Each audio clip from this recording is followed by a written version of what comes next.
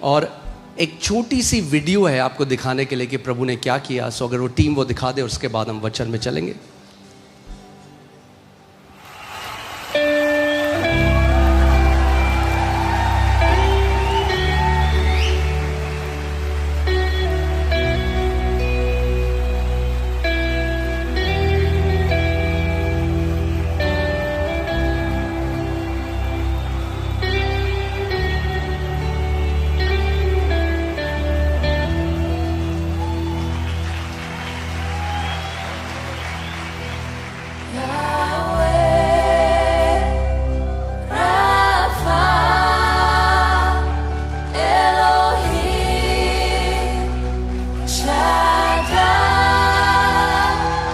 जोहार रांची, जोहार रांची।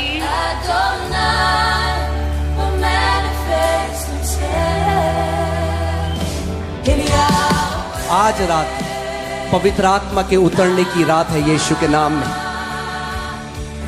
आज रात सामर्थ से भरने की रात है यीशु के नाम में। हालेलुया। आप जैसे आए हो आज वैसे वापस नहीं जाने वाले।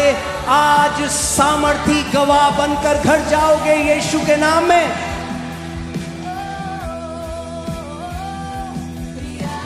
बोलो यीशु के नाम में। आज मेरे छुटकारे का दिन है, आज मेरी चंगाई का दिन है। आज मैं अपना चमत्कार यहां से लेकर जा रहा हूं। मैं यीशु के नाम में घोषणा करता हूं, हर एक बीमारी की दुष्ट आत्मा खदेड़ी जाती है यीशु के नाम में।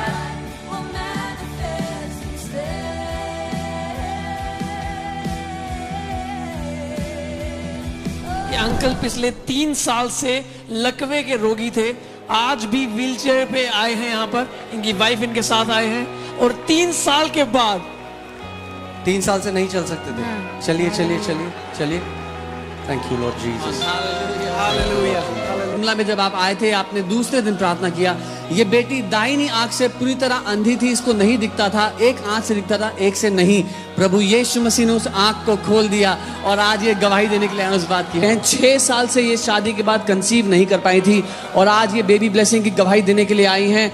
इनके गर्भाशय में 750 ग्राम का एक फाइब्रॉइड सिस्ट था। डॉक्टर ने कहा था संभव ही नहीं है कि आप कंसीव कर पाओगी कभी भी, ये कराओ वो कराओ। लेकिन प्रभु ने इन पिछले साल की सभा में ये बता रही है बेबी की ब्लेसिंग दी है और एक अद्भुत मिरेकल किया इनके लिए साथ में। जब से ये बेटी पैदा हुई, इसके घुटने में समस्या थी, इसकी सर्जरी हुई और जब पैदा ही हुई थी तो टांग सीधी, जो राइट टांग है बिल्कुल सीधी थी और ये मुड़ नहीं सकती थी, उठने बैठने में दिक्कत होती थी। सर्जरी के बाद भी समस्या रही, दर्द थी, उठती और बैठती नहीं थी।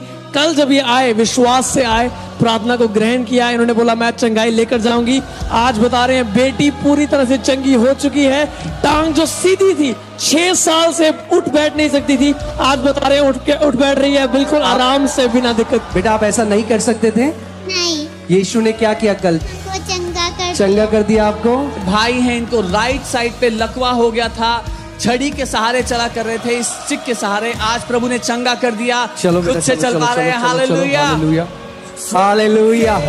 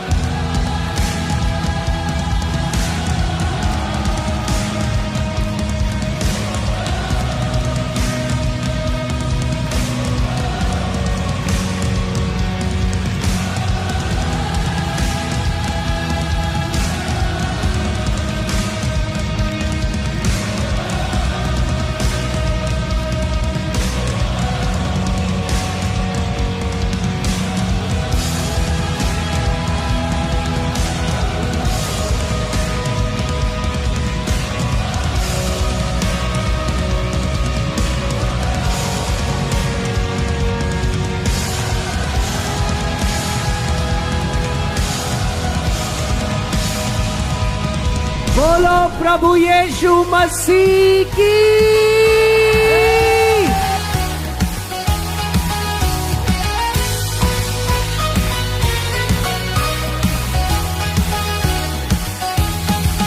ना कोई यहूदी ना कोई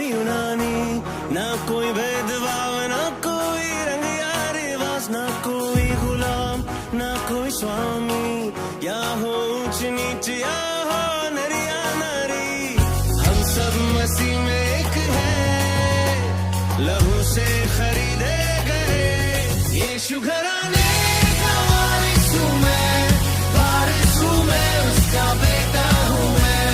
यीशु घराने का वारिस हूँ मैं, वारिस हूँ मैं, उसका बेटा हूँ मैं।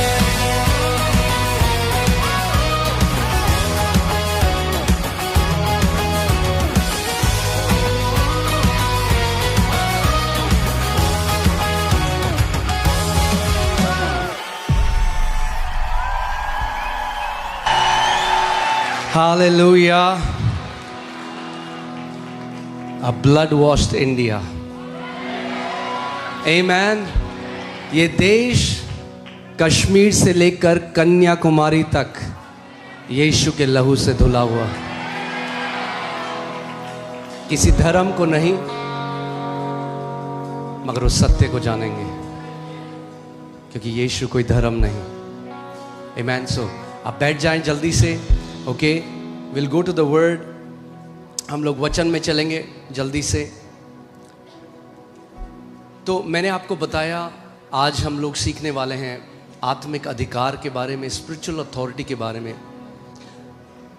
बहुत कम मसीह हैं जो उस अधिकार में चलते हैं,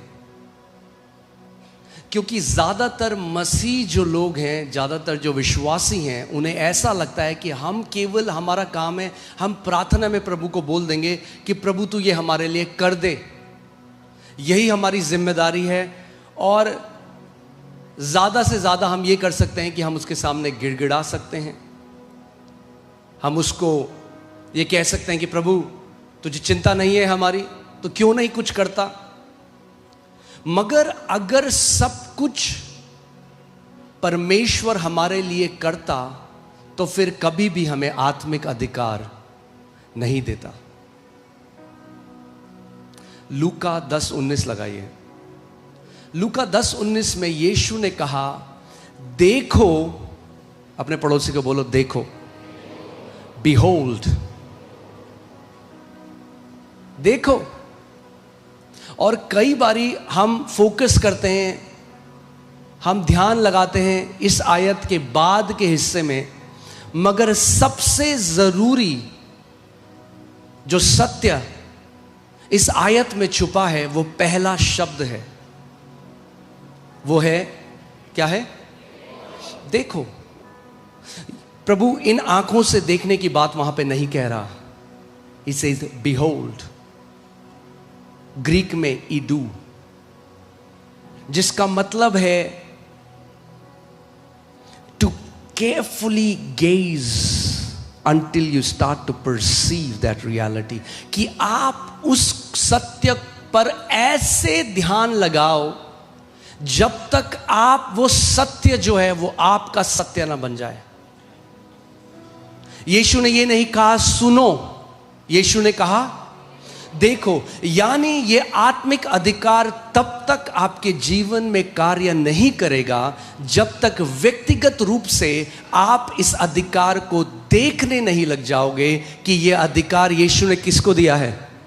मुझे दिया है। बोलो, यीशु ने ये आत्मिक अधिकार मुझे दिया है। ओके, देखो मैंने तुम्हें सांपों और बिच्छुओं को, ये सांप और बिच्छू अलग अलग प्रकार के जादू टोना की शक्ति, मृत्यु की शक्ति, जो दुष्ट आत्माएं हैं उनको दर्शाता है। देखो मैंने तुम्हें सांपों और बिच्छुओं को रौंदने का, क्या करने का? रौंदने का, और शत्रु की सारी सामर्थ पर अधिकार दिया है।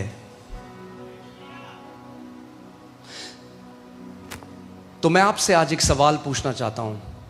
अगर यीशु ने हमें सांपों और बिच्छुओं को रौंदने का और शत्रु की सारी सामर्थ के ऊपर अधिकार दिया है, तो फिर सांपों और बिच्छुओं को कौन रौंदेगा?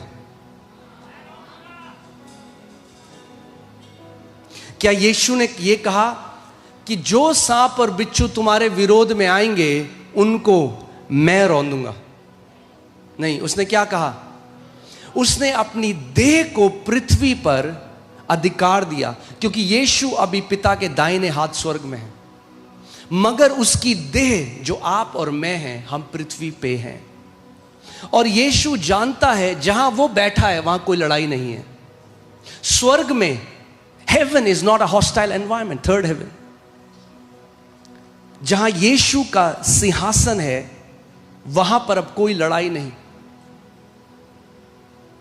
जो मसीह लोग अपनी दौड़ को पूरा करके सो गए मसीह में, जो अब स्वर्ग में हैं, उनकी कोई लड़ाई नहीं है। मगर आप और मैं जो अभी जीवित हैं, हम एक ऐसे वातावरण में हैं जहां खतरा है, जहां एक दुश्मन है जो लगातार आपको नाश करना चाहता है।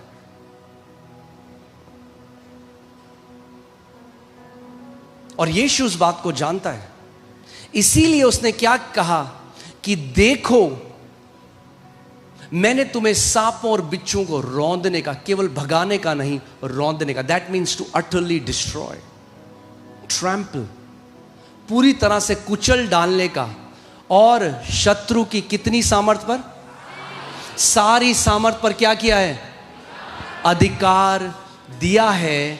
और किसी भी वस्तु से तुम्हें कुछ भी हानि ना होगी। अब सवाल यह आता है, तो फिर क्यों इतने सारे मसीह हैं जिनको हानि हो गई? क्या यीशु झूठ बोल रहा है? या तो वो झूठ बोल रहा है, या तो फिर हम कुछ समझे नहीं। क्योंकि केवल उसका अधिकार देना काफी नहीं, क्योंकि उसने तो अधिकार 2000 साल पहले दे दिया। मगर अगर आपने ये नहीं सीखा कि ये आत्मिक अधिकार कार्य कैसे करता है, तो यद्यपि आपको ये अधिकार दिया गया था, फिर भी आप ऐसे जियोगे जैसे आपके पास कोई अधिकार नहीं था।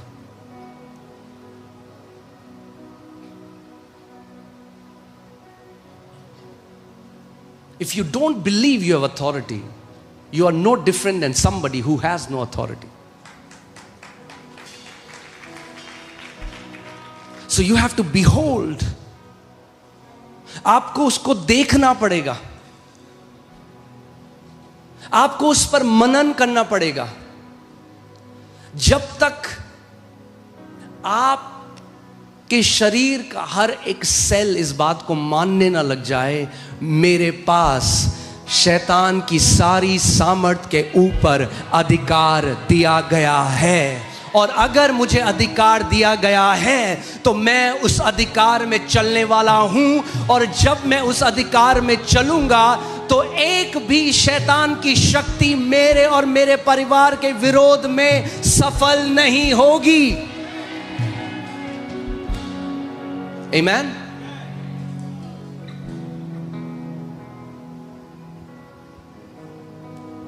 तो आपको बढ़ना पड़ेगा।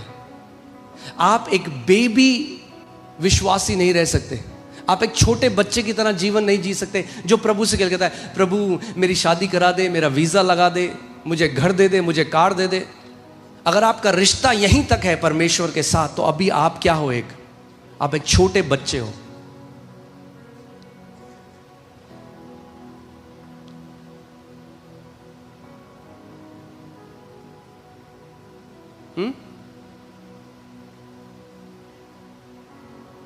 अधिकार, छोटे बच्चे नहीं चल सकते अधिकार में। अगर अधिकार में चलना है तो आत्मा में बढ़ना पड़ेगा। अगर अधिकार में चलना है तो जानना पड़ेगा कि मसीह ने आपके लिए क्या किया और आप मसीह में कौन हो। आमीन। वो पहले से हमारे लिए सब कुछ कर चुका है, मगर अब इस बात को जानना है, इस बात में बढ़ना है।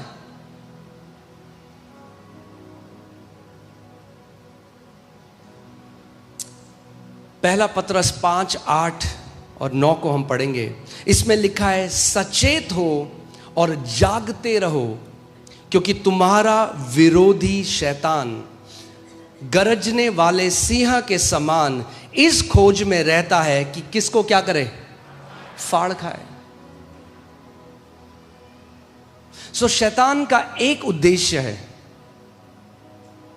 And he has no mercy, he will not have mercy on you. शैतान आपके ऊपर कोई दया नहीं दिखाएगा। उसका एक उद्देश्य है कि कैसे मुझे हर रोज ढूंढता है, मुझे कैसे कोई व्यक्ति मिले जिसको मैं क्या करूं, मैं फाड़ दूं।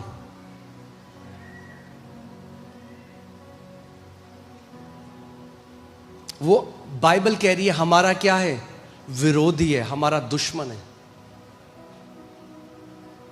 अगर सोचो कोई व्यक्ति है, कोई बड़ा बिजनेसमैन है, और उसको पता चले कि कोई दुश्मन उसका है जो नुकसान पहुंचाना चाहता है उसको, उसके बच्चों, अब वो सतर्क हो जाएगा।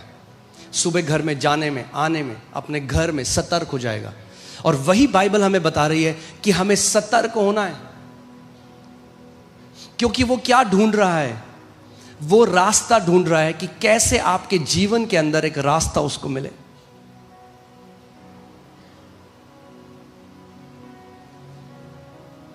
सतर्क रहो, ये एक आर्मी की लैंग्वेज है, विजिलेंट।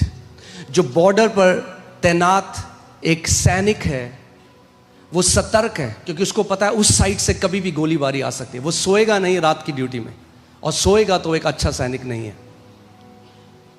वचन हमें कह रहा है हमें सतर्क रहना है, हमें अलर्ट रहना है, क्योंकि हम एक लड़ाई में हैं।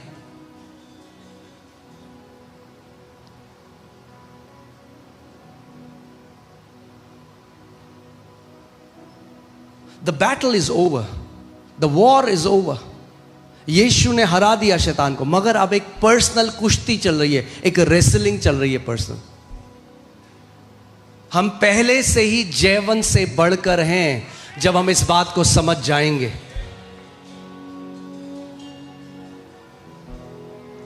इस बात को हमें समझना, इस बात को ध्यान से समझो। या तो यीशु मसीह झूठा है या वो सच बोल रहा है। और अगर वो सच बोल रहा है तो उसने कहा हमें शैतान की सारी सामर्थ के ऊपर अधिकार दिया गया है। बोलो, मुझको यीशु ने शैतान की सारी सामर्थ के ऊपर अधिकार दिया है।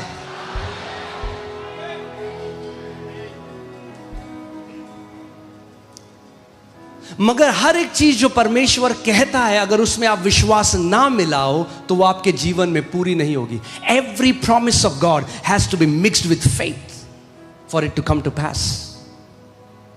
केवल क्योंकि यीशु ने बोला इसका मतलब ये नहीं कि ऑटोमेटिकली आपके साथ वो हो जाएगा।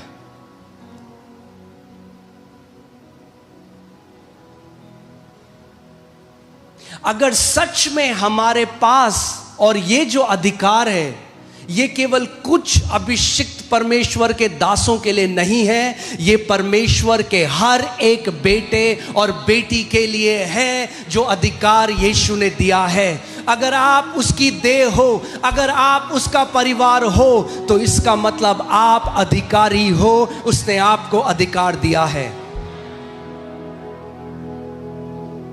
मेरे पीछे बोलो, we are people of authority.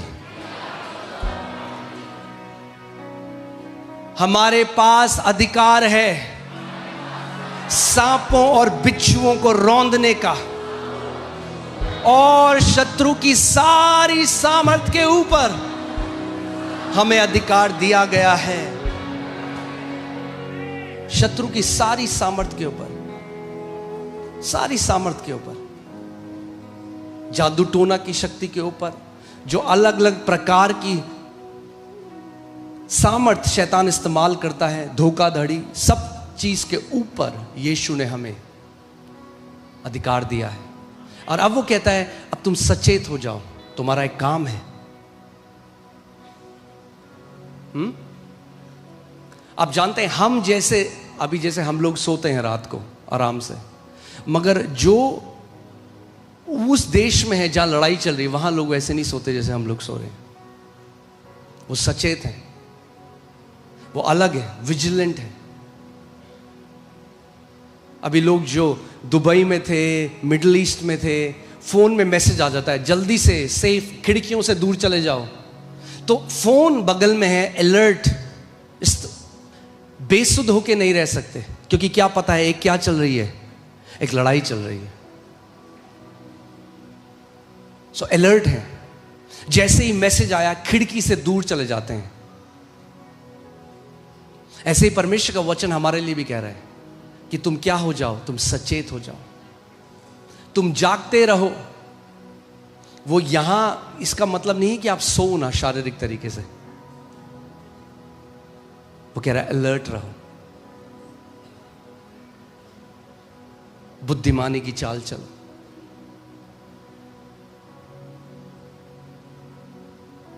कुछ लोग हैं उल्टी सीधी चीजें देखेंगे और फिर बोलेंगे, हॉरर मूवी देखेंगे फिर बोलेंगे हमें डर लग रहा है।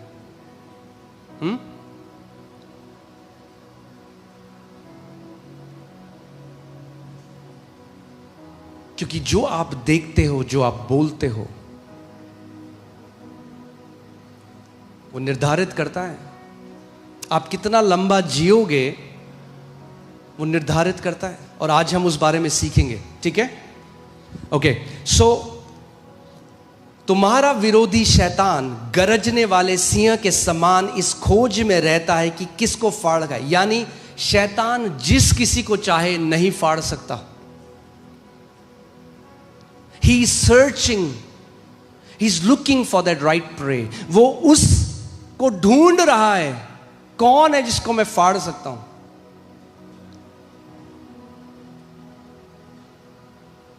कौन है वो जिसको मैं नाश कर सकता हूं, वो ढूंढ रहा है, ठीक है? विश्वास में दृढ़ होकर, क्योंकि तुम्हारा एक दुश्मन है जो गरजने वाले सिंह की तरह ढूंढ रहा है कि किसको फाड़ खाए। तो प्रभु कह रहा है तुम्हारा काम है विश्वास में दृढ़ होकर उसका क्या करो, उससे भागो मत, उससे डरो मत, क्योंकि तुम्हें अधिकार दिया गया है, उसका सामना करो। क्या करो? उसका सामना करो। डरना नहीं है शैतान से, सामना करना है। मगर सामना करने से पहले वचन कह रहा है विश्वास में दृढ़ हो जाना है। You have steadfast in faith. ऐसा नहीं आज हाँ जी मान लेंगे जी, होगा तो नहीं होगा जी, अरे अब तो हम नहीं मानते जी, होगा नहीं। Steadfast. You are anchored in faith. And how do you get anchored in faith? कैसे आप विश्वास में अड़िग हो जाते हो? जब आप वचन के ऊपर अपनी नींव बना लेते हो। When you are steadfast in the word, you are steadfast in faith. क्योंकि विश्वास परमेश्वर के वचन से आता है।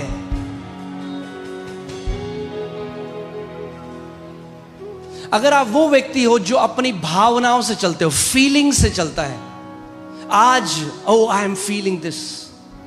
If you live by your feelings, you are an easy prey.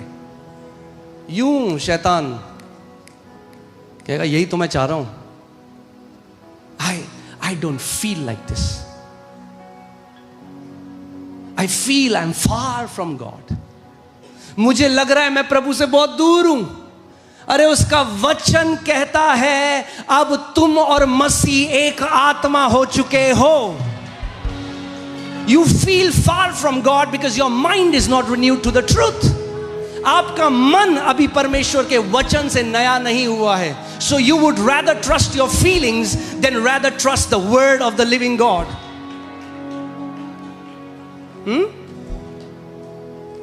मेरे पीछे बोलो, परमेश्वर का राज्य फीलिंग्स का नहीं है। परमेश्वर का राज्य उसके वचन का है।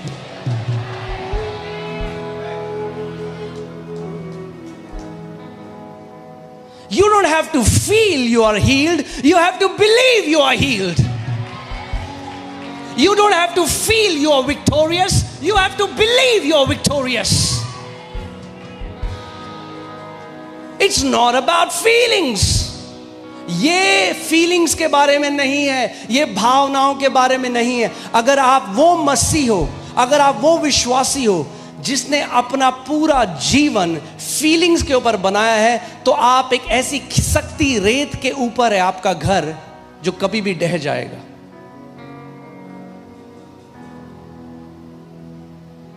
Because feelings will come and feelings will go, but the word of the living God endures forever. Feelings आएंगी, फीलिंग्स जाएंगी। आज नाचोगे, कल बोलोगे मुझे नीचा नीचा डाउन लग रहा है।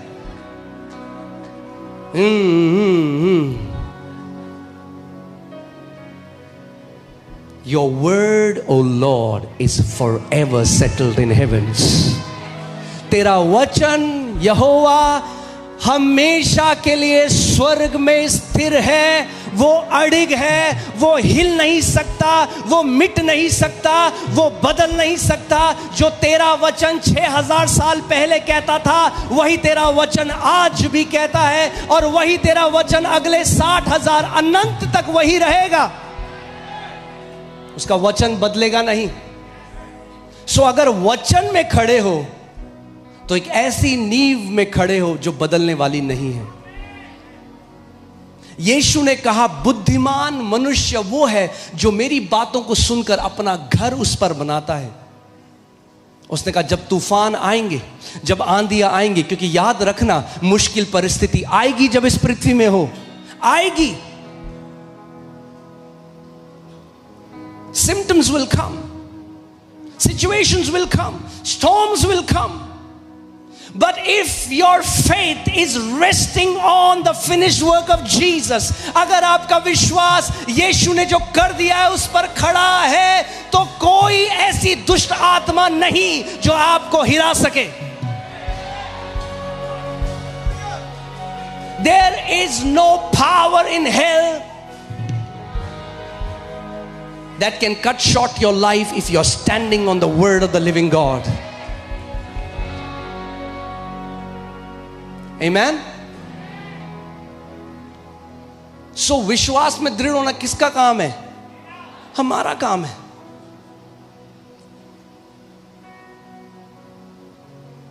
दृढ़ होना पड़ेगा, फीलिंग से नहीं जी सकते। आप जानते हैं हमारी सबसे बड़ी problem, Bible says do not give a place to devil. आप जानते हैं हम कैसे, हम सब कभी ना कभी जीवन के ऐसे क्षेत्र में हम लोग रहे हैं जब हमारे ऊपर प्रेशर आया, गलत खबरें आई, हमारे विरोध में परिस्थितियां आई, और उस समय हमने जल्दी से वो बोल दिया जो हम फील करते हैं। अरे इससे तो अच्छा होता, ऐसे जीवन से तो ज्यादा अच्छा है, मैं मर जाऊं। फिर कुछ समय बाद खबर आती है शरीर में, फिर रोते हैं, प्रभु तूने मेरे साथ ऐसा क्यों किया? और उसका वचन कहता है, जीवन और मृत्यु जीभ में दफन है, जो उसका इस्तेमाल करना जानता है वही उसका फल भी भोगेगा।